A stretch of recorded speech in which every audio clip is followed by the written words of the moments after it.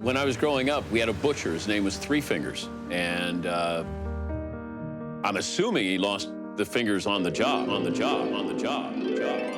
la la la bounce bounce. Oh, hey! This is little Danny Patrick. What can I do for you, son? A pound of bologna and quick, mister. Sure thing. Hey, nice basketball. You trying out for the team this fall? Sure am. I'm getting real good, too. On account I've been practicing every day after I do my arithmetic homework. Here, watch me shoot, mister.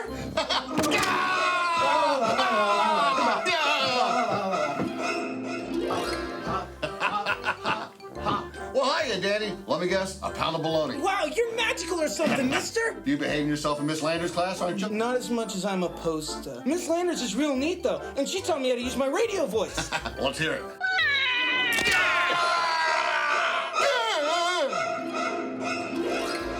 I don't know. Must not have been a very good butcher.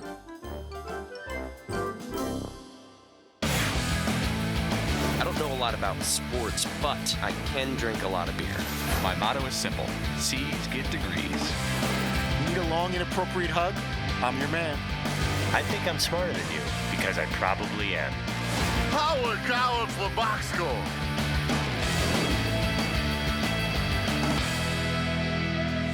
Hello and welcome to the Box Score. I'm Brock here in Los Angeles, joined by the Danettes who are in New York City. We're a man down today, but not short on stories, so let's get right to it, shall we? The boss opened the man cave doors for acting and directing legend Ron Howard. McLovin, where would you rank him on the all-time directors list? Oh, wow, that's a pretty big list. I'm gonna go in the 12 to 30 range. All right, well, Howard came in and talked about all of the movies that he has done. Which one surprised him the most? Well, Apollo 13 surprised me because The Right Stuff had been out about 12 years before, and it was a fantastic movie. Wonderful. No one went. So I was making this movie because I loved it, but in my heart of hearts, I kind of thought, you know, people don't care about space. And so when that movie actually turned out to be as commercial as it was, in addition to it, you know, people being well-reviewed and liked, that really surprised me. It was a great surprise. You love sports. Sometimes the surprises go the other way. You got to appreciate and respect his passion and his honesty about being nervous about, making a film that he felt that strongly about, even though there was a previous one that didn't do well in the box office. But to still go ahead and, even though there's millions and millions of people's money on the line and investments and production companies and everything being thrown in, to still go ahead and do a movie because he was fascinated by space and astronauts, even though, history had recently shown that it wasn't going to necessarily be a slam dunk box office hit, that they still did it anyway, and it worked out well for them. But I thought that was pretty cool that they went ahead anyway, knowing that there was no guarantee it was going to be anything special as far as box office bucks. And it turned out to be. Well, special director as he was also a fascinating child actor. Opie Cunningham. No, that's not right. Opie Taylor. And he talked about how that affected him when he went on to high school.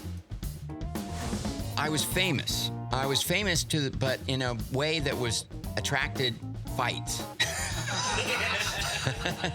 There was a lot of, I played B basketball. That was for the guys who weren't kind of tall enough to be, play varsity at John Burroughs High School in Burbank. And, they would play the Andy Griffith, if I had to shoot in a foul shot, they'd play the Andy Griffith theme song. Da-dun-dun, da-dun-dun-dun, miss it, Opie! And so, wow. There was kind of a harassment. When I would go back to school, there would always be a couple of weeks of sort of staking out your territory, and sports helped me with that. I can't believe how into that story he was. This is an Oscar-winning worthy director. Yeah, he's like, I was surprised we got him in the building, and then for him to be so engaged. We haven't been doing this forever, but there's certain people in this industry you hear nothing but good about. I couldn't come up with one negative thing to say about this guy. And if you put a gun to my head, it was a great interview. He was good off the air. He was funny. He actually asked about, he works right upstairs, 2 floors above us. He has an editing studio.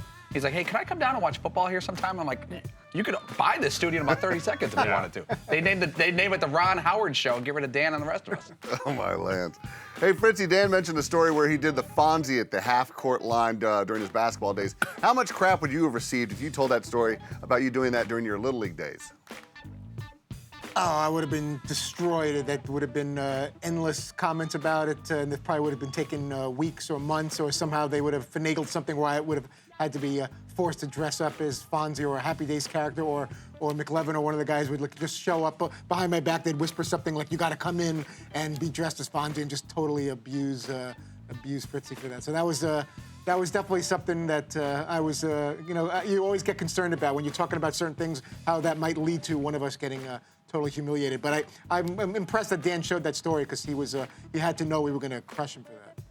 Well, Ron is the son of Rance Howard, a great man, but he is also, Paulie, the big brother to the fascinating Clint Howard. Now, which brother would you, famous second brother would you want to be? Would you want to be Clint Howard, Brent Gretzky, or Donnie Wahlberg? Wow, Clint Howard is super nerdy cool. He's in a lot of movies, and Ron puts him in a lot of his movies. Been in a lot of other stuff, and he was, I think he was in Far and Away. He was in everything. I'm gonna go. Donnie Wahlberg's having a hell of a nice career. I mean, I'm sure he made a ton of bank with New Kids on the Block, and now he's on Blue Bloods. He's in his 5th year on that show. And I think he's married or dating Jenny McCarthy. There's nothing wrong with what's going on with Donnie Wahlberg. I'd say the only one better, Kevin Dillon, has done very well as Mad Dog. Kevin Dillon or Donnie Wahlberg. Yeah. And by the way, the worst is Stallone's brother. Or is it Stallone? Frank Stallone? And Travolta both have brothers who are. Yeah, Frank Stallone. And Travolta. Quite a success. Yeah, they've had. I think I'd still go Wahlberg over Dillon. You go Wahlberg over Kevin Dillon? That's a good poll. Kevin Dillon was very good as Bunny in Platoon, but then he had a dry spell, and then Entourage is huge, but now he doesn't seem to be working a lot. That may be by choice, though. Viking Quest. Yeah, Viking Quest. Victory. Oh, God, they're so tough to choose from. Donnie has a spinoff from the Wahlburgers. It's Donnie Loves Jenny, so they are married. They share kids. Yeah. Oh, my God, it's fascinating. I'm going to have to go with Clint Howard. That's an easy one. All right, coming up, we're blaming it all on the SEC. You want to be more decorated than any SEC school in history? You got to be a Ram 1500 Eco Diesel. That's right. And climb a hill, haul a trailer, and is sure to get you the Heisman nod, or two. Maybe you don't get the Heisman. Maybe you just get the nod. No, you get the Heisman. Of course, you get the trophy. Get more facts at ramtrucks.com. Guts, glory, Ram.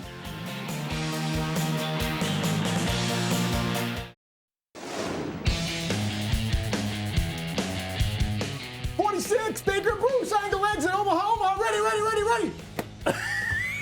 Ready. That is one of the worst I've ever heard. You threw in every cliche there. We're back here on the box score. Joel Klatt joined the show today, but before he sat down with you guys, you actually played quarterback for him. Fritzy, what were you going for with that call?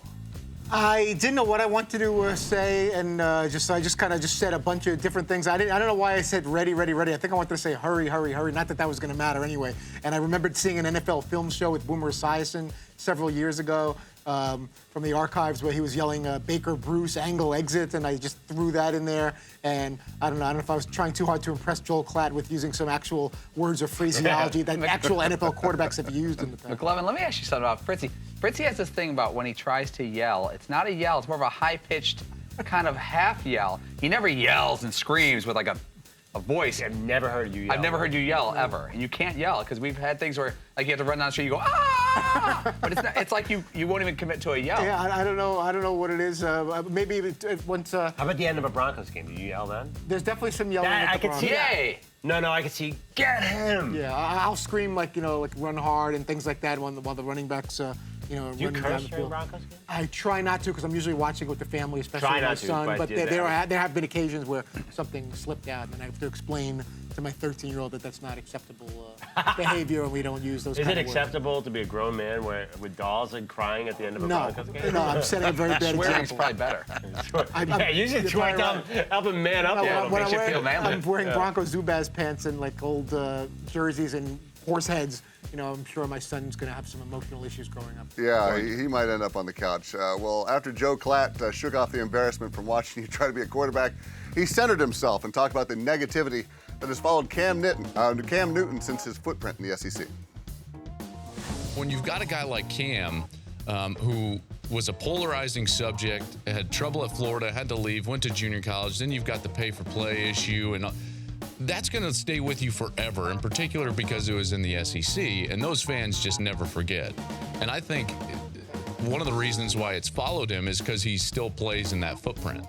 And so those are the fans that are now watching him in the NFL and the NFC South, And I think that's one of the reasons why he hasn't burst on this. If he was in a different city, let's say San Diego or the NFC North or something along those lines, I don't think it would be as drastic. But because he's still in that footprint that follows him from those college days. I thought that was a perfect analysis by Joel Klatt to go back to the Florida days and the Auburn days with Cam Newton. And Cam Newton is a showman, and some people don't like people who live their life full blast, enjoying every moment, which is weird that you wouldn't like someone who enjoys life and enjoys what they do for a living. We went to the SEC game. It was Auburn hosting Georgia, and Cam Newton was declared ineligible leading up to that game. And before kickoff, nobody knew if Cam Newton was going to play, to the point where they're lining up and they're doing like the national anthem, or maybe a little before that. And nobody knew if Cam Newton's going to play. Dan's sitting there, I'm sitting there, we're at the Auburn game. And all of a sudden, Cam comes out of the huddle, not the huddle, but the tunnel, jumping up and down, waving his hands, and helmet on. And, he's going to play, and the place went berserk. And he was waving to the crowd, and he put it on Georgia. And then you go back to when they were down against Alabama, and he pulled off that comeback. This guy's on the cusp of maybe being one of the great NFL quarterbacks, not stat-wise, but just charisma-wise, performance-wise, and if he could get a Super Bowl, he would pay that off. Yeah, I see him breaking through. Hey, McLovin, what was Dan's big college football idea today, and would it work? Basically, the real differentiator was that the #1 team, and correct me if I'm wrong, gets to pick their opponent in the first round. Yep. Say it was an 8. And, Dan was really into it. I didn't want to say, logistically, I don't think that would ever happen. What do you mean logistically? I don't think college football would ever want to put the #1 team in that position. Right, but don't think about whether it would be approved. If it was approved, how do you think it would go over? Because I know what you're saying. Not well for college football. Really? I mean, it'd be popular. Can you imagine the drama of fans. that moment where they have Dabo Swinney on the podium, and Reese Davis goes, "Who are you playing round 1?" I mean, I heard this idea today, and I got to give it up. I don't think it'll ever happen because it's that freaking good and tense. Yeah, but I think that Dabo Swinney he'd have to pick a team that'd be like, this is ridiculous. Would you want that as a coach to be able to pick your team? Of course you wouldn't. You get murdered as a coach. Well, but would you want especially if it's Saban? Saban would be like, I'm never doing this again. But what if you had the chance to pick a team that you felt was lesser, or go what the committee's going to say, and you have to play Alabama first round? You still want to win. As awkward as that moment is, the game might be The thought of better. the abuse you and your school are going to take by picking someone that ends up beating you. But what do you want to do? Do you want to win or avoid criticism? What's your job? Well, the irony in that position, I understand what you're saying. I would want it to be, let it be in the hands of the committee. Even though if I think there's one school that would match up better against, Michigan State if we lose has to have an injured quarterback, but there's so much parity. I mean, Ohio State probably be favored on a neutral field over all these teams. Right, but again, if I'm a coach, saying there's no picking a team that you're any easier. None of these teams are any easier to beat than the other. Man, you really think Alabama is that much easier to beat than, say, the 4 team? No, I'm saying I would pick Michigan State. They seem right because their quarterback is hurt. That's exactly. Right. Look, you would have the choice to pick Connor Cook hurt. Yeah, but he may not be hurt in 3 weeks, but he's hurt right now. Yeah, but if Michigan State, that's a tough matchup for Clemson. It is. They've been through the coaches would never say this, but they would actually like to do that because it gives them a better chance to win. I think so, but I think the teams are so even and almost I don't think coaches want anything to do with that. I think they would be like, no, thank you. I'm not going to, also, this is a school where I might have to jump for a job someday. They're not going to diss another school like that. If I said you could have a Porsche, Ferrari, or Maserati, and I'll pick one for you, or you can go pick it. Of the 3. To me, it's like a. You know what? It's like I'm gonna pick the one that I want. It's not a. Yeah, but there's nothing really at stake there. You're not going to lose. Your wife asking you which of her friends is the hottest. It's a lose situation. Oh, that would be you might Jill pick a or team Abby. that you win. Oh, did I say just that take out the loud? 8 seed. Trust me, just take the 8 seed. You're fine. You do not. The coaches would never want that. And you always pick the wife's friend with the lazy eye. It's just a safe Jill. bet. Hey, Fritzy, you were able to participate in both the Klatt and Ron Howard interviews today. What gives? It's great to have that kind of opportunity, and Dan, will let me, whether it's do impersonations periodically or ask a question of a big time guest.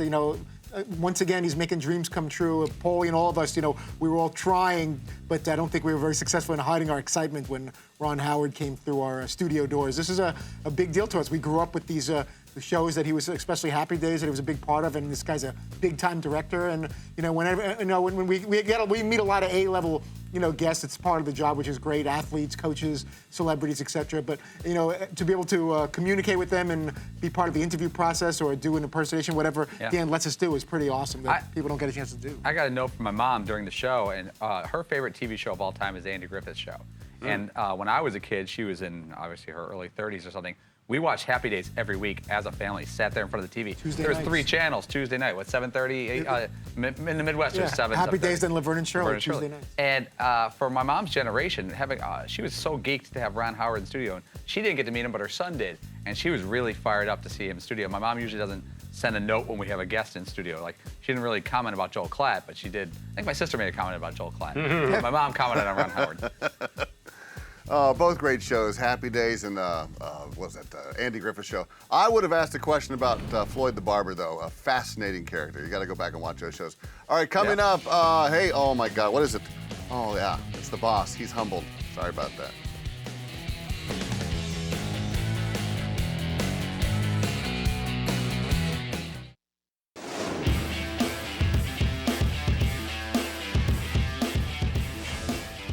Welcome back to the box score. Last week, the NFL had a lot of us on pins and needles as our teams battled for playoff spots, but we were probably more concerned with the fantasy teams. You guys were locked in a very tight battle, so let's take a look, shall we? And let's start it off with last week's Dan Duel Man Cave champion. Fritzy, Dan pulled a Fritzy by drafting Jarvis Landry, who earned him less than 2 points en route to a last place finish. Is it true? Does misery really love company, Todd?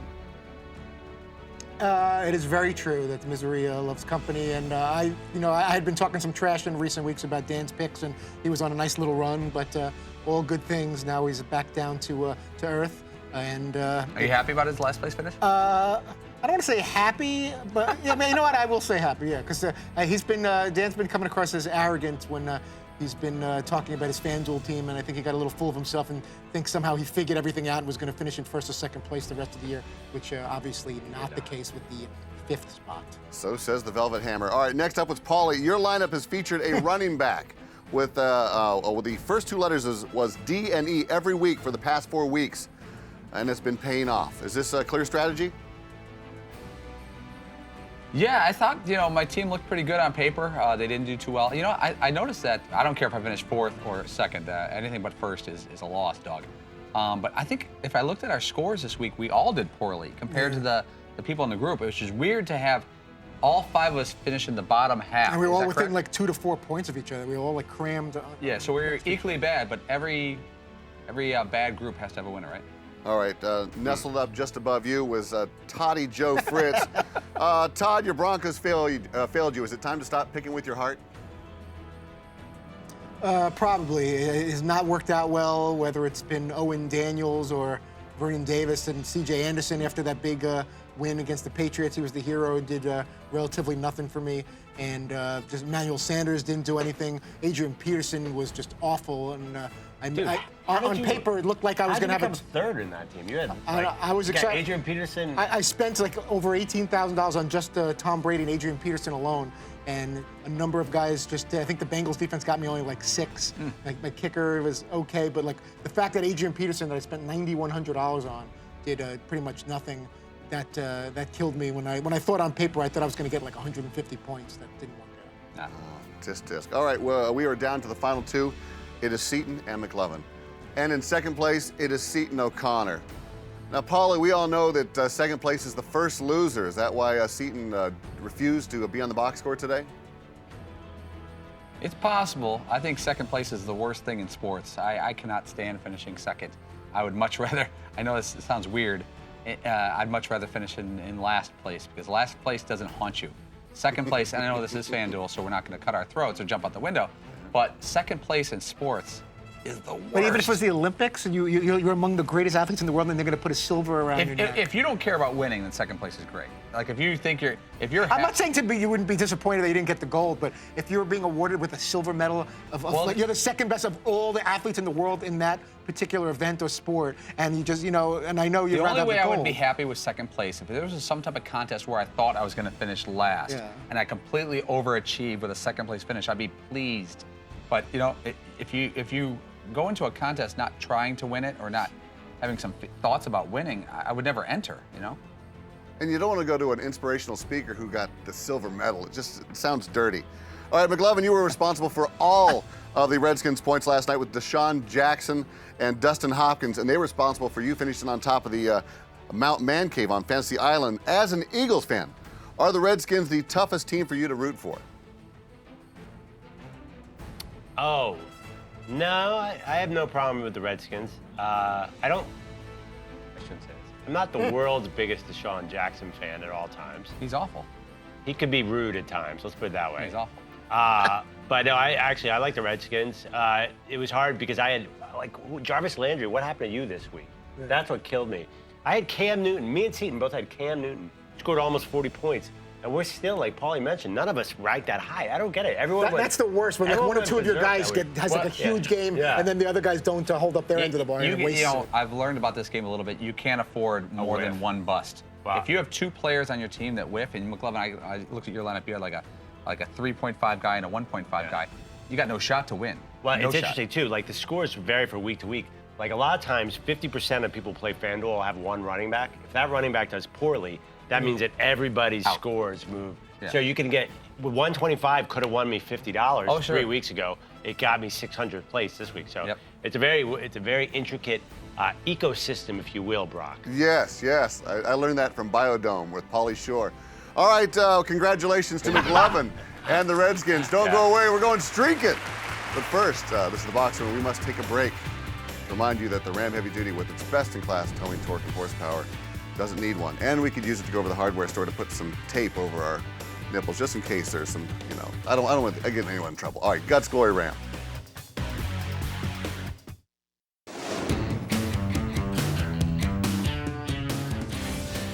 We're closing up shop here in the box where one of the major stories going on in sports right now is what's going on just north of us up in NorCal with the Golden State Warriors and Steph Curry starting off 22-0.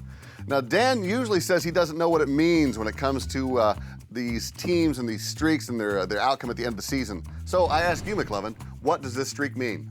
Yeah, since the Warriors already have a ring, I'm not sure that you're going to talk about championship here. So I think the streak is important.